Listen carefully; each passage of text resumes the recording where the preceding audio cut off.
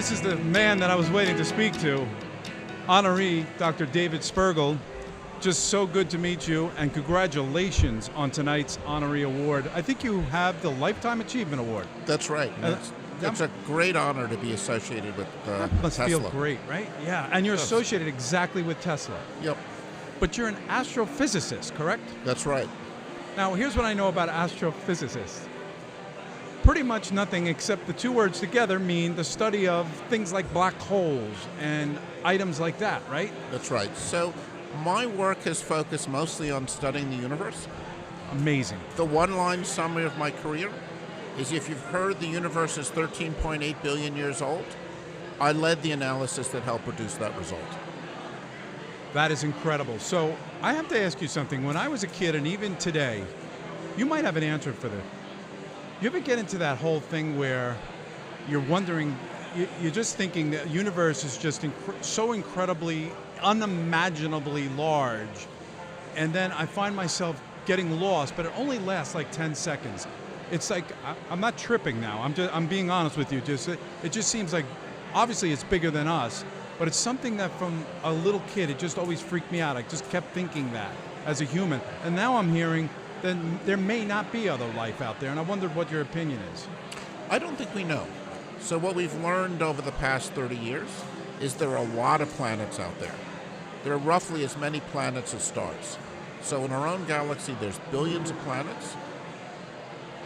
There's going to be millions that are like the Earth broadly and being Earth-sized planets around sun-like stars. Mm-hmm.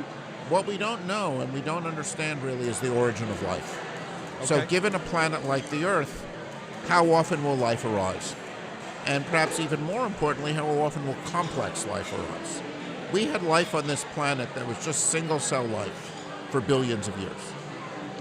Complex life is a relatively recent phenomenon. Absolutely. In all your years of study, what was the one thing that kept you inquisitive about the way I just described myself as a kid being, it might have been yesterday.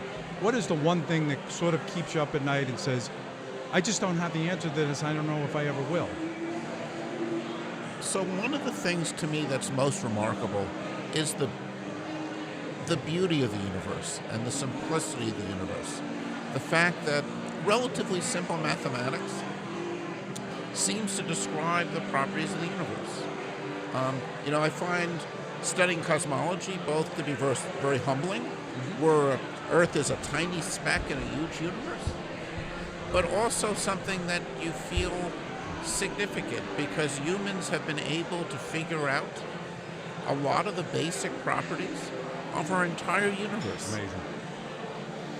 Let's bring it back to Tesla for a second. Nikola Tesla, who in every way when we have these events we honor because, as you know, we're trying to build a science center, and we will be successful. It's been challenging. Only a week from last year when we sat here and did these interviews, we had a great big fire.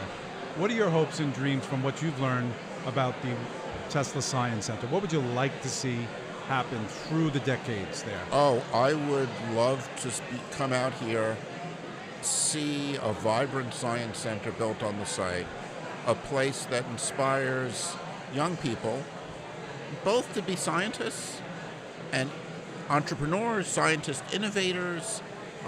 Tesla was someone who both understood this new electromagnetism and saw how to use it in ways that would enable people to communicate, power to be transmitted, transform people's lives. I grew up here in Long Island. I grew up here in Huntington.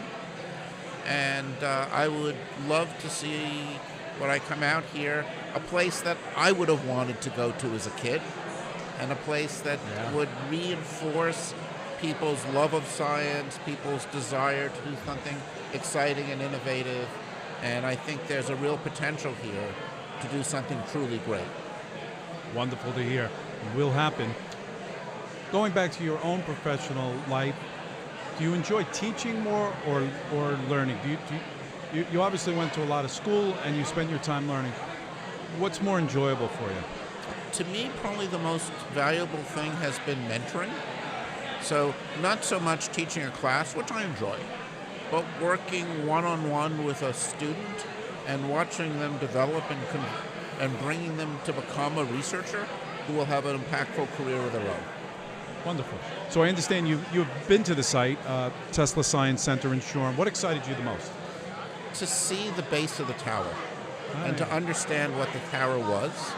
And to me, that was a vision of what could be, and a vision. It's six-sided, right? It was Yeah. yeah. It was six-sided, and And you started to imagine up. and you can easily, to me, I could see that and just imagine up, but also be excited by that Tesla realized that he could use the Earth itself and currents in the Earth itself to amplify the waves, which had not occurred to me as a physicist, but it's one of those things that once someone said those words, it's like, oh yeah, I see how that works.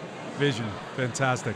Well, I know you're busy. I want you to keep networking. It's a wonderful evening here tonight. Congratulations again on your award. You're an excellent honoree. Thank you. Appreciate it. Pleasure.